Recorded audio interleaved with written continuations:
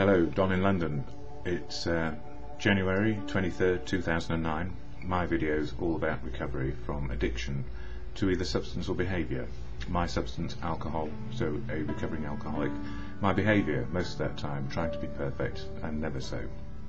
And I need to remind myself, always, it's progress, not perfection, in the programme of the Fellowship of AA, Alcoholics Anonymous. I don't speak for AA, I just speak for myself and what it's done for me. And on a daily basis it seems to restore me to sanity. It's like all the 12 steps of the 12-step action programme. They only work if we have life experience which requires the need to do something. And on most days I do need to do something to improve my outlook. And the other thing is the programme is designed to take us from the problem to the solution.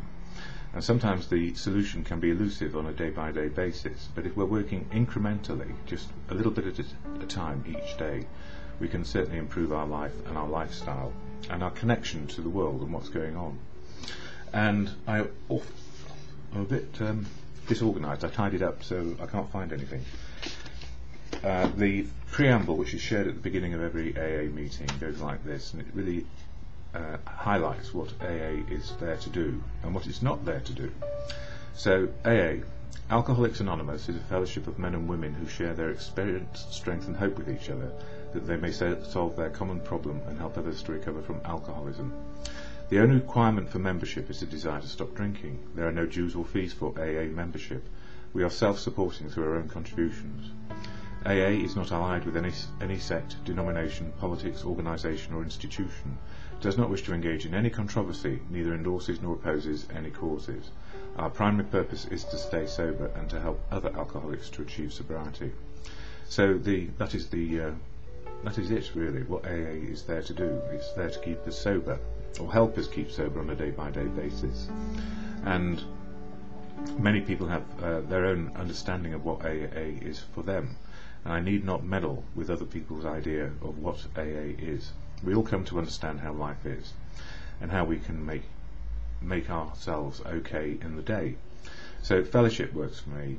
I don't need an organisation which is there telling me to do something, and I don't need an organisation trying to fix me, because if I try and get an organisation to fix me, I'm not doing the work. I'm not doing the work of what is required, and that is for me to keep on looking at the solution and not live in the problem as it was. So it's some years since I was in the problem of drink, but it doesn't actually go away. What I need to do is make sure that the behaviour I had then I don't repeat again, and the repetitive behaviour which caused me to have anxiety states, a nervous breakdown, loss of a career or two, probably three, was simply I could not stop drinking, and I could not make my life work in any, I suppose, ongoing way. I kept on changing. I would please people. I would do things which people asked me to do. I would take on burdens which were inexplicably hard and try and find a solution. And all the time I was relying on something to take the edge off behind it all. And I didn't know I was doing that. And sometimes we have to get to a place of denial before we know that something is wrong. So my drinking career, 35 years long, 2 successful careers, averaged 2 successful I would say, and all the time not realising that alcohol was my best friend, taking the edge off all those things I was missing out on maybe by doing things for other people, and getting a sense of worth and value from being useful but actually not very useful to me and my life. And I guess those formative years in my teens, when I started to do things for other people and put other people first always, meant that I never really understood what I was here to do, and that is simply to live life, be a part of, be equal to, no bigger, no smaller than anybody else. So I'm just learning on a daily basis what it's like to be able to make some choices, simple choices to make life work. And it's so easy to get stuck in old behaviour, old feelings, old ways of looking at life, that it's done something to me and I have no control. Having said that, the whole programme and step 1 is about being powerless over alcohol, and life is unmanageable if we drink.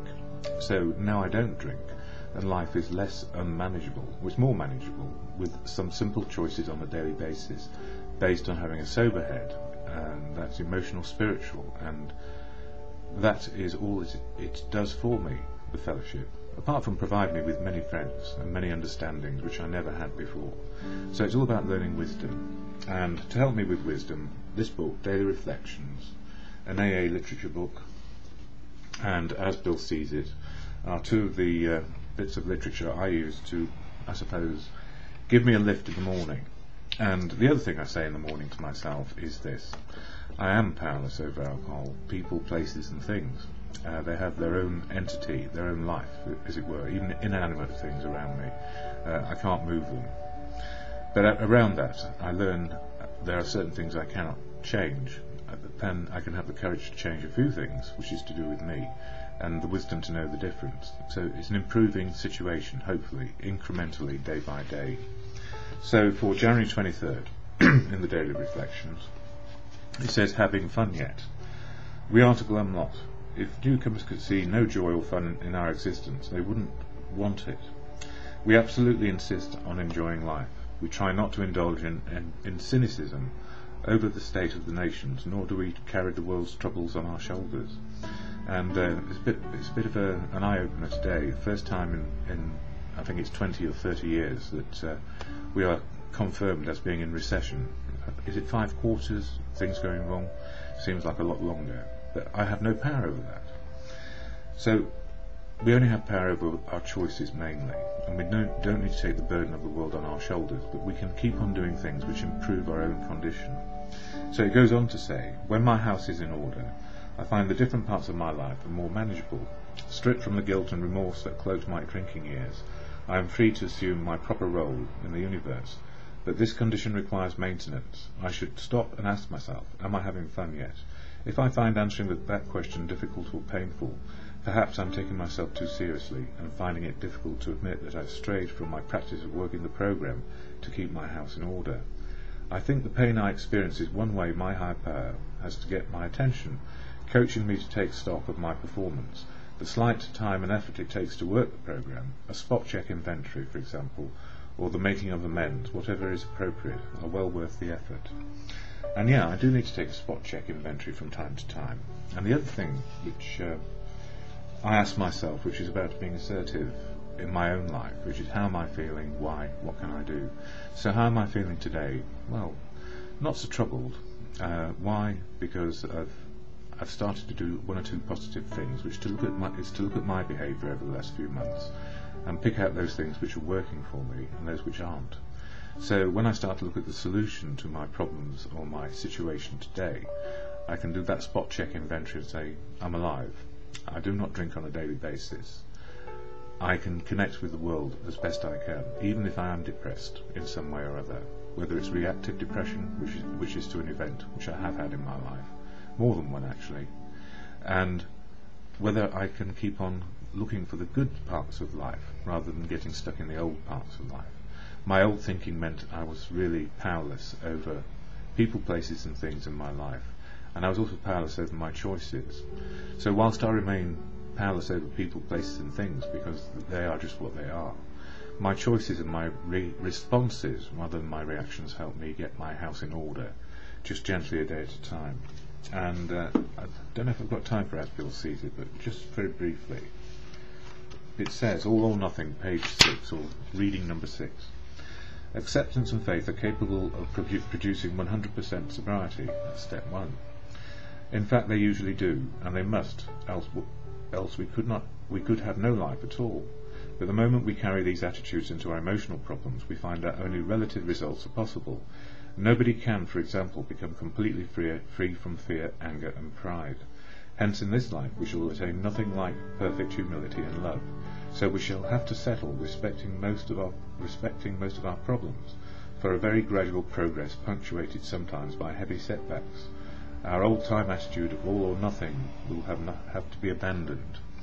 And that's so true. All or nothing has caused me grief in the last few months. But if I actually say to myself and share that gradually, incrementally, things are improving because I'm understanding how I may react to life, then I can make life work, just this one day only.